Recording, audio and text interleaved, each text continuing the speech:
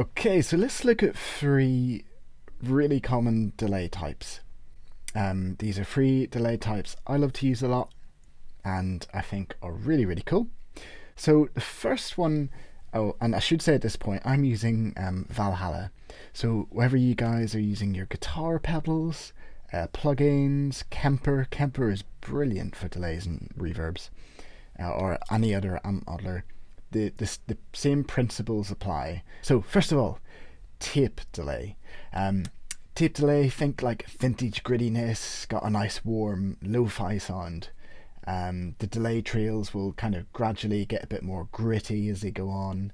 And this tape plugins or tape delays based off old tape machines, which were crazy expensive and heavy, so thank God we've got plugins. So let's listen to some tape delay and see how it sounds.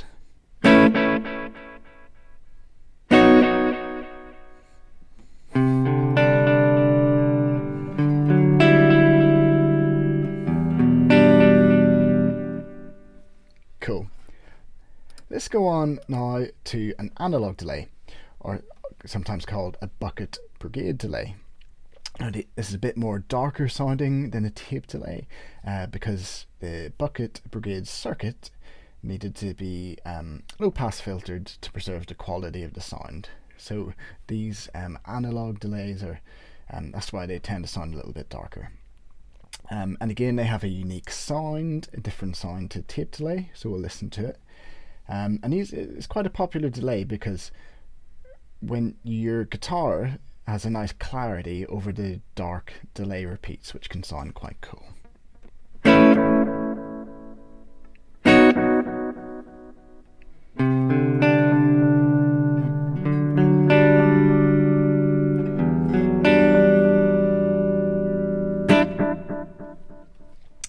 So maybe already you can hear the difference. And let's go on to digital delay. Digital delay being the cleanest, most pristine kind of sound. I quite like it when I like my delays to be quite just to sound like the original source, so nothing's really being changed much. So if I strum, you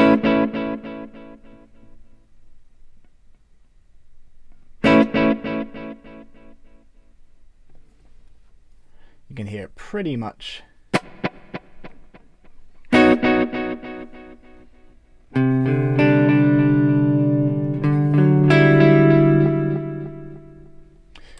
retains the same character throughout.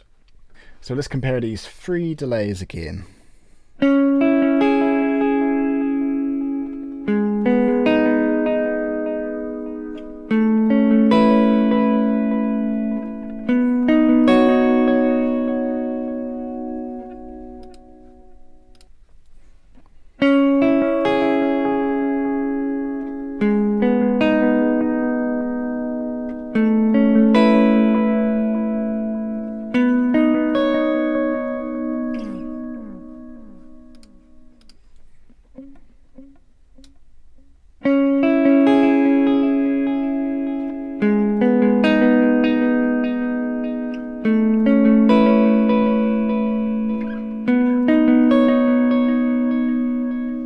So I hope you heard the difference.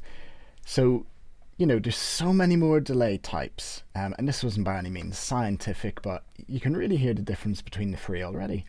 And it's all about, you know, using your ears, find what you like, think about the song. It's all about the song, you know. Do you want a bit of colour, a bit of grit in your delays? Will that get in the way? If so, maybe get a nice digital delay. So delay can be used to make a riff sound wider, bigger, take up more width in your song.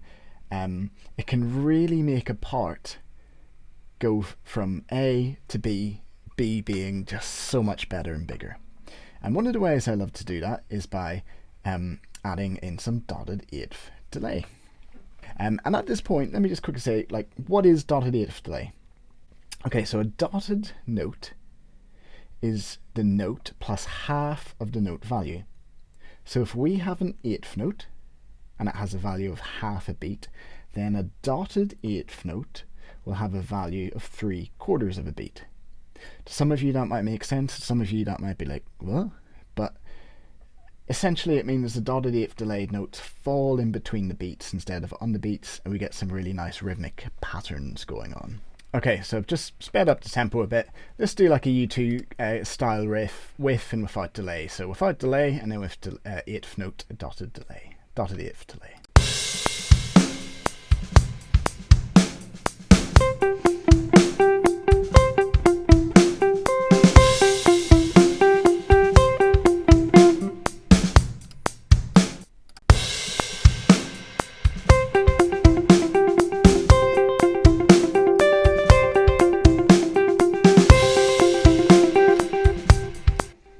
You know, and even if we're doing, let's go slower again, so if we do like a riff down below, you know, again it can really spice up. Instead of having, we can really yeah, just add a little something to beef it up, especially if you've not got a lot of instruments going on and guitar is the main focus. It can really add a lot of nice stereo width to the track.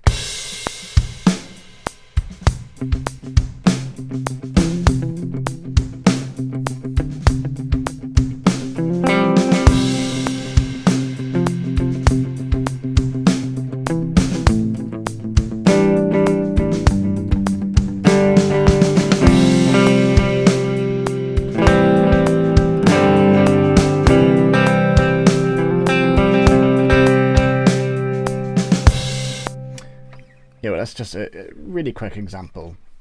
Again, you need to, you know, dial things in really nice, get a really nice sound. So I'm just going to go back to tape delay. Okay, tip number 2, dual delay. So that's my dotted eighth delay, and I'm going to set this to an eighth note. Let's put the feedback up a little bit as well. Okay, so if you don't have headphones in, or you're not listening on a good computer or anything, try and do so.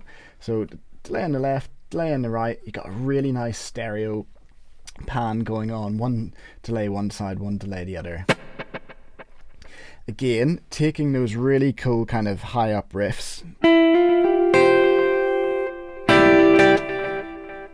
you know,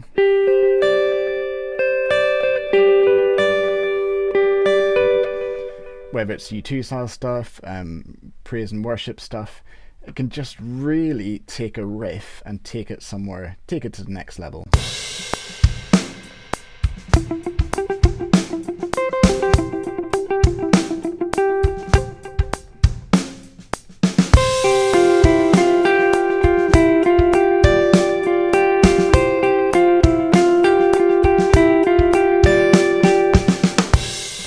You know, it's a really good little trick. So most the Strymon pedals, lots of delay pedals have nice dual delay setups, or you set up 2 delay plugins separately, or 2 delay pedals separately if you can't do it within one.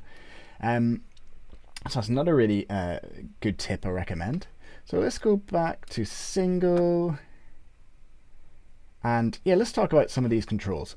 So mix is the level of the repeats.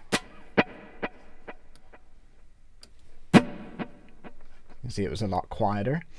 Now, at this point, be really careful. Especially if you're doing rhythm guitar, there's nothing worse than doing a real strumming track and the mix is so high and the feedback is really high and it just sounds messy. So think about the guitar part, you know, you want it to still be clear, you want to hear the notes, you don't want it to get washed in a load of well, just repeats and delays. So if I go to just a classic eighth note,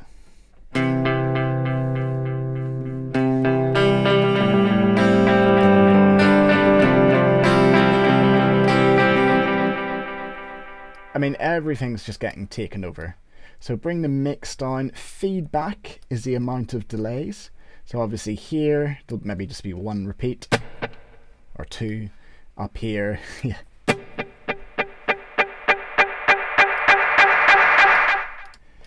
goes on and on. You can sometimes see guys do that at a gig, just turn that up at the end of a set or something, end of a song. So, you know, find the right level where the mix and the feedback is sensible, it fits the song, fits the purpose of the guitar track and what you're aiming to do.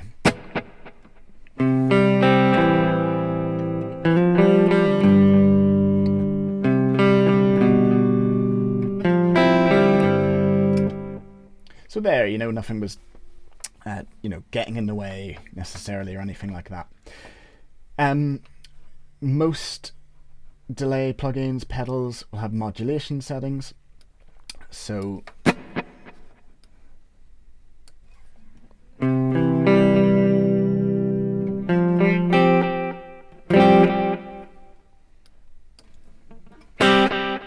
there you go, can you hear that kind of wobble going on? There you go.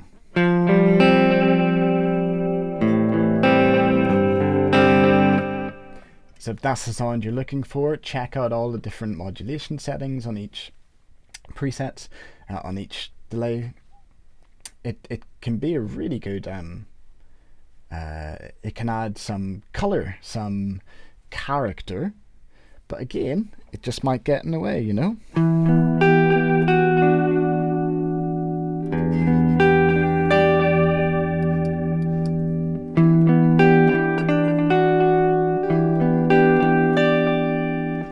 Depends how clean you want to keep things. So really think about mix, feedback, modulation, type of notes you're going to use, type of delay, and let's just check this out, you know.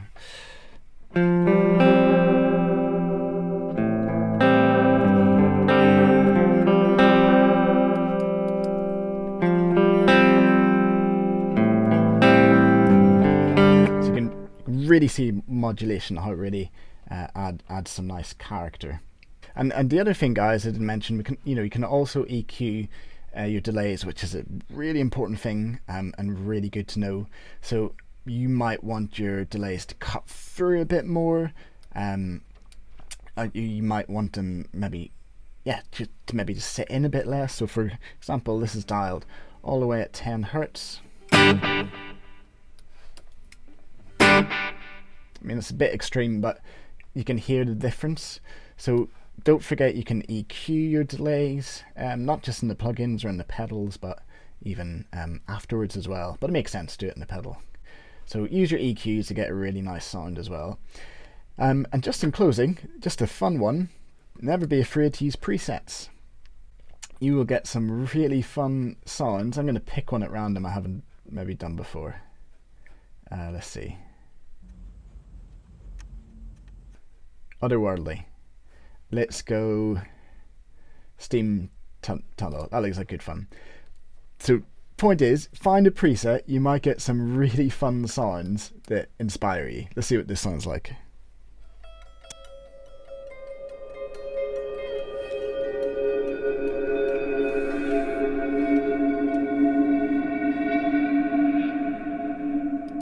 Hey, that might be the perfect part you need if you're writing something. Let's try one more just for fun. Let's go FX. SFX, there you go, Otherworldly. Let's go Caroline. Don't know who she is. Let's see what she sounds like.